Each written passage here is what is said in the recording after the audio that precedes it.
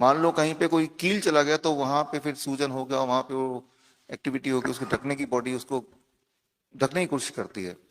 तो जहां पे भी स्टेंट होता है वहां धीरे धीरे क्लॉटिंग बढ़ता है, विद इन 5 years वो स्टेंट पूरा ब्लॉक हो जाता है, most of the people, right. तो स्टेंट अगर है तो स्टेंट की आयु 3 साल से 5 साल ही है, क्योंकि वो फॉरेन मैटर है, और फॉरेन मैटर ही रहेगा, राइट।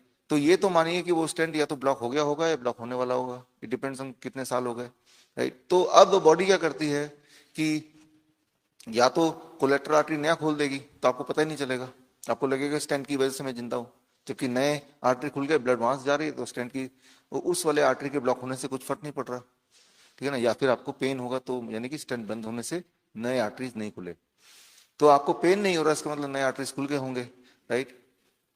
तो नए ब्लड वेसल्स बन गए होंगे, जो कि नेचुरल प्रोसेस है, it's called collateral arteries, natural bypass. Natural bypass आप गूगल करेंगे या फिश टैंक मॉडल में मैंने दिया है उसका रेफरेंस, वो देखेंगे तो ये बॉडी का नेचुरल तरीका है कि अगर एक जगह से रास्ता बंद हो जाता है तो दूसरा एक रास्ता बॉडी खुद ही बना लेता है। लेकिन बॉडी के लिए दूसरा रास्ता बनाना आसान है जब बॉडी को एक माहौल दिया जाए, उसी माहौल को हम सर्केडियन चार्ट बोल रहे हैं कि क्या खाना है, कितने बजे खाना है, राइट। तो टेक्निकली अगर बात करें तो क्या वो हार्ट की दवाई लेते रहना चाहिए, उसके लेने से कोई एक्स्ट्रा प्रोटेक्शन मिल जाएगा ऐसा है नहीं। और रहा सवाल खून के पतला करने को, खून खून अगर ज्यादा पतला हो जाएगा तो भी आपको अल्सर हो जाएगा, तो भी इंटरनल ब्लीडिंग हो जाएगी। अक्सर लोग इंटरनल ब्लीडिंग से मरते हैं। तो वो हार्ट के ऊपर जितने ट्रायल हुए हैं ब्लड थिनर लेने में कि ब्लड थिनर फायदेमंद है कि नहीं, तो ये देखा गया कि जो लोग, इस बात को ध्यान समझिए, जो लोग ब्लड थिनर लेते हैं, मान लो 2 ग्रुप, ये पूरे हार्ट के पेशेंट हैं, सभी को स्टंट लगे हैं, सभी को एक हार्ट अटैक आ चुका है, आधे लोग ब्लड थिनर ले रहे हैं, आधे लोग नहीं ले रहे हैं। अब ये देखते हैं कि इनमें से हार्ट से कौन जल्दी मरता है। तो देखा गया है कि जो लोग नहीं ले रहे हैं उनमें हार्ट से मौतें ज्यादा हो रही हैं। तो इससे क्या साबित होता है कि वो लेना चाहिए। लेकिन ये देखा गया है जो लोग ले रहे हैं वो लोग फिर इंटरनल ब्लीडिंग से ज्यादा मर रहे हैं।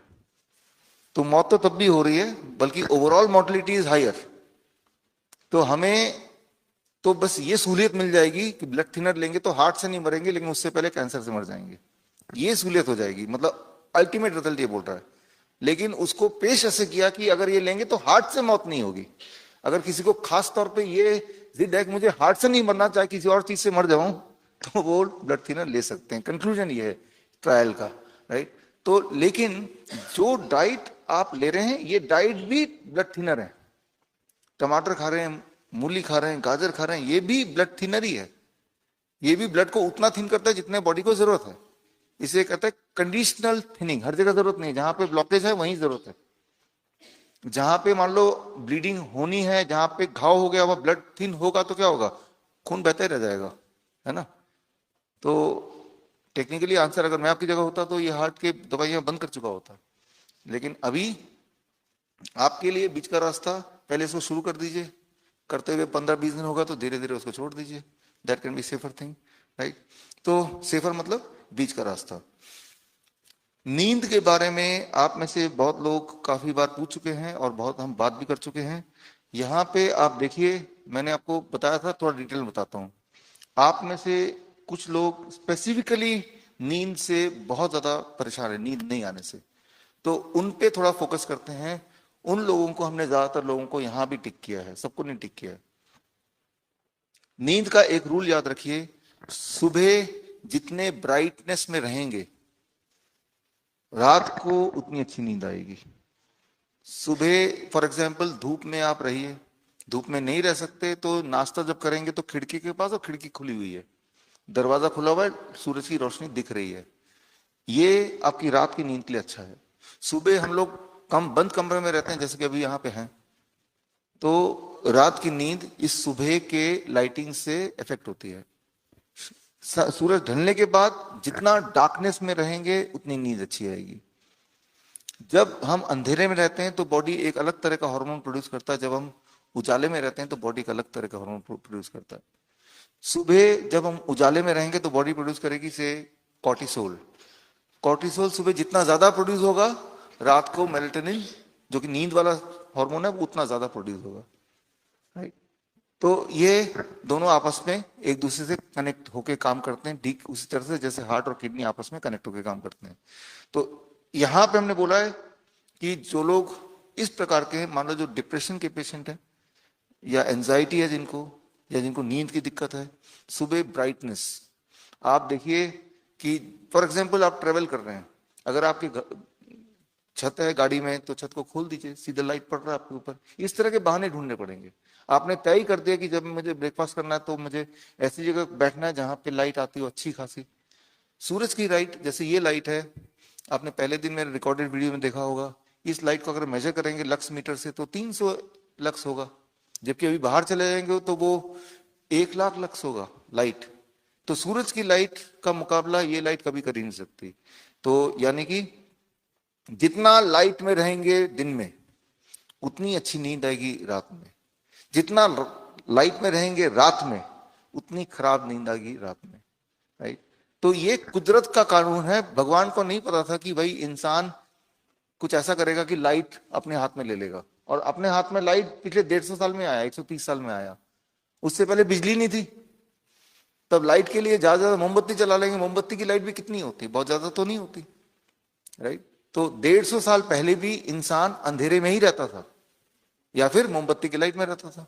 150 साल पहले, 150 साल तो अभी हुए, राइट। मानव इतिहास में पहली बार ऐसा हो रहा है पिछले 100-150 साल में, जबकि लाइट हमारे कब्जे में है। ये सारी बीमारियां अभी की हैं।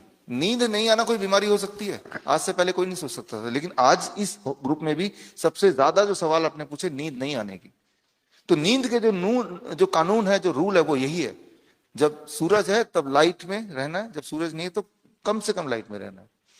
तो जब ये करेंगे तो नींद आने लगेगी।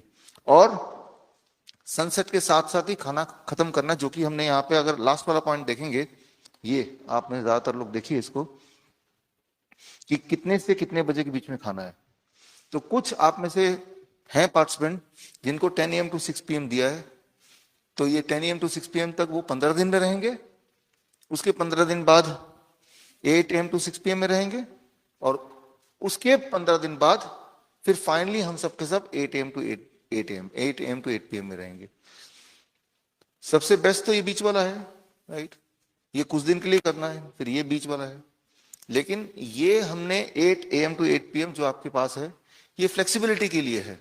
कोई बोलता है मैं तो जॉब में होता हूं, मैं तो अब रास्ते में होता हूं, तो इसलिए 8 के बाद वही अच्छा खाना आपके लिए खराब काम करेगा। एक एक्सपेरिमेंट करके देख सकते हैं आप। 2 किलो आम सुबह खाइए, जो डायबिटीज के पेशेंट नहीं भी हैं वो भी खाएं, और ब्लड शुगर चेक करें 2 घंटे बाद, रिकॉर्ड कर लें।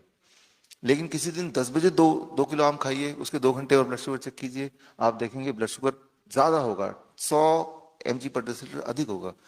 रात को बॉडी शुगर मैनेज नहीं कर पाती है, पैनक्रियास का काम है, वो सो चुका है या सोने के मूड में है वो, राइट। तो इसलिए हमारा जो ब्रेकफास्ट है वो फ्रूट ब्रेकफास्ट है। फ्रूट ब्रेकफास्ट को रात को कर देंगे 7 बजे 8 बजे तो आपका ब्लड शुगर बढ़ेगा, लेकिन सुबह करेंगे तो कंपैरेटिवली नहीं बढ़ेगा।